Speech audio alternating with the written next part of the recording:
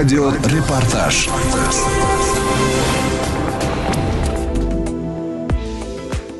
Bugungi kunda korrupsiya fuqarolarning ijtimoiy adolatga, davlat organlariga nisbatan ishonchini susaytiradi. Davlatning iqtisodiy o'sishiga salbiy ta'sir ko'rsatadi. Qolaversa, jamiyatdagi ma'naviy muhitni buzilishiga ham olib keladi. Ushbu illatga qarshi kurash borasida mamlakatimizda qabul qilingan xalqaro hujjatlarni ratifikatsiya qilish bilan birga korrupsiya va jinoyatchilikka qarshi kurashish hamda uning oldini olishga qaratilgan milliy huquqiy baza va tizimli amaliyot shakllangan. Bu borada Adliya vazirligi huzuridagi o'z arxiv agentligi tasarrufidagi arxiv muassasalarida ham tizimli samarali ishlar amalga oshirilmoqda. O'zbekiston Milliy arxivi direktor o'rinbosari Azamat Kazakov. Davlatlarning va jamiyatlarning yemirilishining ham bir sabablaridan biri iqtisodiy tanazzulning, davlatning qashshoqlashishiga olib keladigan eng asosiy illatlardan biri korrupsiya ekanligi ayon bo'ldi va shuning uchun hozirgi kunda bu korrupsiya illatiga qarshi juda bir keskin kurash olib borilmoqda. Endi korrupsiyaga qarshi kurash jarayoni albatta bu o'z-o'zidan bo'lmaydi. Korrupsiyaga qarshi kurash faqatgina o'sha davlat hukumatning xatti-harakati emas, bu o'sha jamiyatda yashovchi barcha qatlamlarning birgalikdagi sa'y-harakatlari natijasidagina bu korrupsiya illatini yo'qotish mumkin. Korrupsiyaga moyillik bo'lgan qatlamning davlat idoralari va tashkilotlarida faoliyat yurishi, kadrlarning to'g'ri joy-joyiga qo'yilmaganligining sababi bu korrupsiyaga olib keladi. Barcha davlat tashkilotlari singari O'zbekiston Milliy arxivida bu masalaga biz juda jiddiy e'tibor qaratganmiz. Jumladan tasdiqlangan chora-tadbirlar rejasi asosida muntazam ravishda targ'ibot tashviqot ishlari olib boramiz. Xabaringiz bor,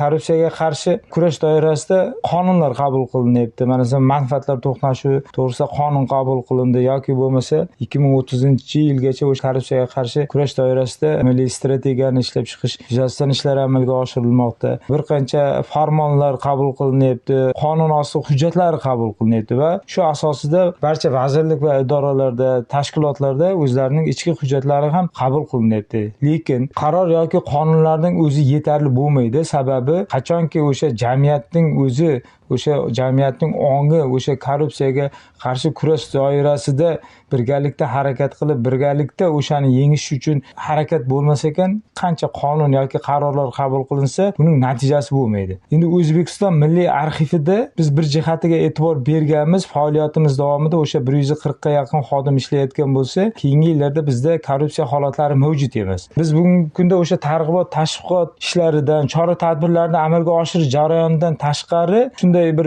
jarayonni yo'lga qo'yganmizki, elektronlashtirish orqali, ya'ni fuqarolarga yoki o'sha yuridik shaxslarga xizmat ko'rsatilish jarayonida bizning xodimlar bilan fuqarolarning o'rtasida to'g'ridan-to'g'ri aloqaning mavjud emasligi, ya'ni o'sha xizmatlarning elektronlashtirilganligi orqali biz korrupsiyaning oldini olish yuzasidan juda bir ijobiy natijalarga erishganmiz. Fikrimning oxirida aytib o'tmoqchimanki, korrupsiya bu har qanday jamiyatda, har qanday davlatda va har qanday davlat idorasini ishdan yemiruvchi illat va bunga qarshi faqatgina o'sha nazariy jihatdan emas, balki amaliy jihatdan harakat qilingandagina ijobiy natijaga erishish mumkin bo'ladi. Agentlikda korrupsiyaga qarshi muvaffaqiyatli kurash tizimini barpo etish, korrupsion holatlarni oldini olish va unga sharoit yaratib berishi mumkin bo'lgan omillarni bartaraf etish, shuningdek xodimlarda korrupsiyaga nisbatan butunlay toqatsizlik kayfiyatini shakllantirish borasida bir qator keng qamrovli tashkiliy, profilaktik va nazorat tadbirlari amalga oshirilmoqda. O'zbekiston Milliy arxivi katta ilmiy xodimi Saida Odilova. Hozirgi paytda respublikamizda korrupsiyaga qarshi kurashish doirasida bir qator dasturlar qabul qilindi. Bular bo'yicha keng qamrovli ishlar amalga oshirilmoqda. Jumladan O'zbekiston Milliy arxivida ham bir qator ishlar amalga oshirilmoqda. Birinchi navbatda xodimlarni korrupsiyaga qarshi kurashishga oid tartib tamoyillardan xabardorligi hamda ushbu sohada bilim va ko'nikmalarni oshirish bo'yicha chora-tadbirlar amalga oshirildi. Joriy yilda O'zbekiston Respublikasi Adliya vazirligi Yuristlar malakasini oshirish markazi buyrug'iga asosan 12 ta akademik soat hajmda onlayn shaklda korrupsiyaga qarshi kurashish va komplians nazorat qisqa muddatli o'quv dasturi tashkil qilindi. Ushbu dasturda o'quv kursida 14 ta xodimimiz o'z malakalarini oshirdi va kurs yakunida ularga sertifikat topshirildi. Undan tashqari barcha xodimlar tomonidan manfaatlar to'qnashuvi to'g'risidagi deklaratsiya to'ldirildi va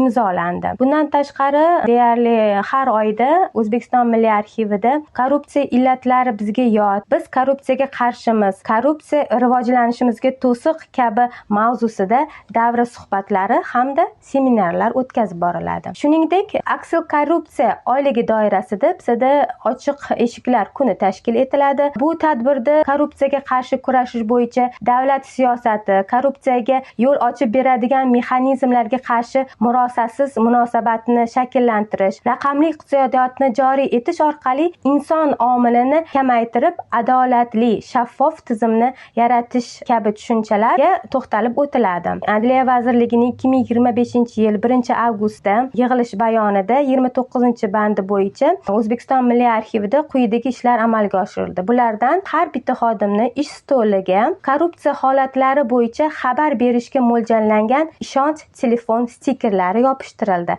hamda kompyuter foniga joylashtirildi. Xodimlarga yana bir bor korrupsiyaga duch kelgan holda Kol markaz 1253 raqamli aloqa manzillariga murojaat qilishlari tushuntirib o'tildi. Har yili 9-iyun Xalqaro arxivchilar kunida yosh arxivchilar forumi o'tkaziladi. Ushbu tadbir Olmos sog'lomlashtirish oromgohida respublikaning barcha arxivchilari ishtirokida biz korrupsiyaga qarshimiz mavzusi ostida seminar trening bo'lib o'tadi va ushbu seminar treningda shu korrupsiyaga qarshi kurashish va mavzuga doir videoroliklar ko'rsatiladi. Ishtirokchilarning har bir fikrlari, mulohazalari eshitiladi. Hozirgi kunda korrupsiyaga qarshi kurashish bo'yicha maqolalar yozish, postlar qo'yish hamda xodimlar o'rtasida davra suhbatlari hamda seminar treninglar o'tkazish va bu borada ommaviy axborot vositalariga joylashtirish, e'lon berish kabi ishlar amalga oshirilmoqda. Bu barcha sa'y-harakatlar korrupsiyani oldini olish va uni kamaytirish bo'yicha salmoqli ishlar